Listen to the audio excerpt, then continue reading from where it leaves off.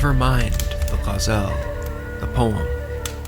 Look at Ezel, eternity in the past. Because my sorrow comes from Ezel, so does my love.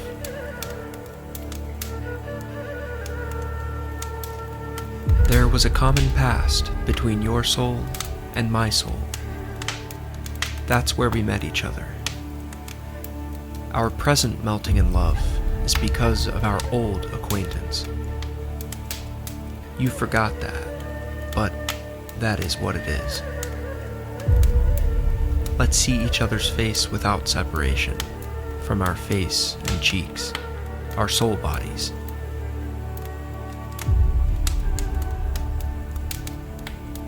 Simple were we, and all one substance.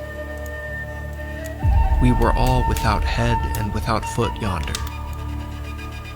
We were one substance, like the sun. We were knotless and pure, like water. When that goodly light took form, it became many in number, like shadows of a battlement.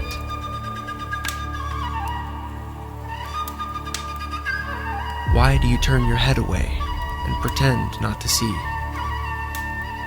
Did you not turn away your head at first, when you were in non-existence, and disbelieved that you would ever come into existence? You had planted your foot firmly in non-existence, saying, "Who will uproot me from my place?"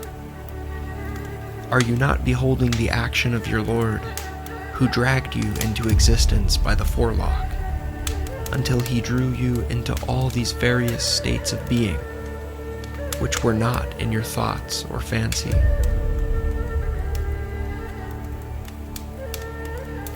The Purs, the mystic guides, are they whose spirits before this world existed were in the sea of divine bounty. Before this body, they passed lifetimes. Before the sowing, they took up the wheat. They have received the spirit before the form. They have bored the pearls before the creation of the sea. Whilst consultation was going on as to bringing mankind into existence, their spirits were in the sea of divine omnipotence up to the throat.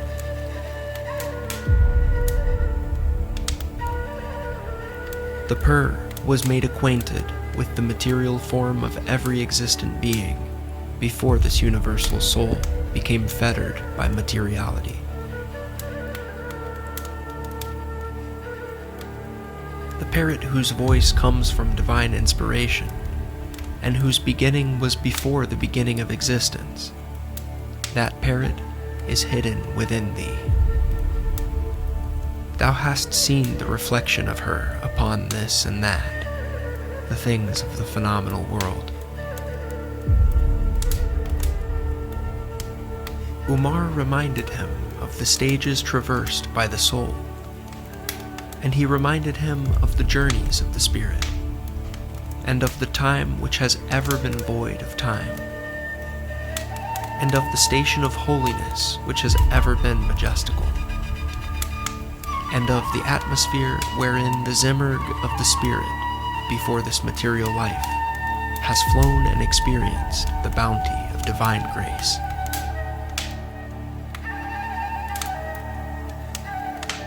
Hundreds of thousands of years I was flying to and fro involuntarily, like motes in the air. If I have forgotten that time and state, the migration in sleep recalls it to my memory. Every night, I escape from the four-branched cross and spring away from this confined halting place into the spacious pasture of spirit. Whosoever is a believer at the last, he saw at the first.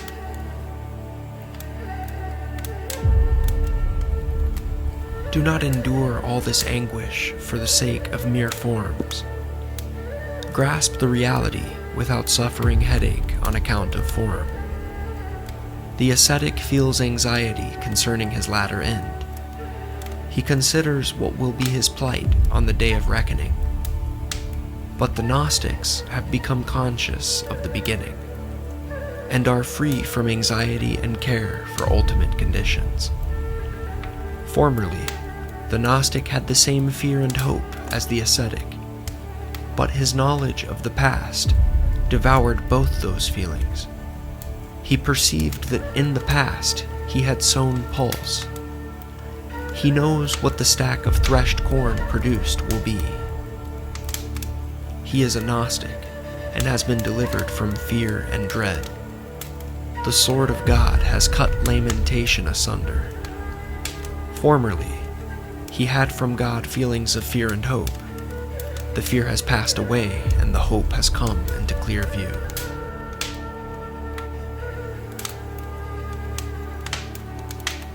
When you attain unto the colorlessness which you originally possessed, Moses and Pharaoh are at peace.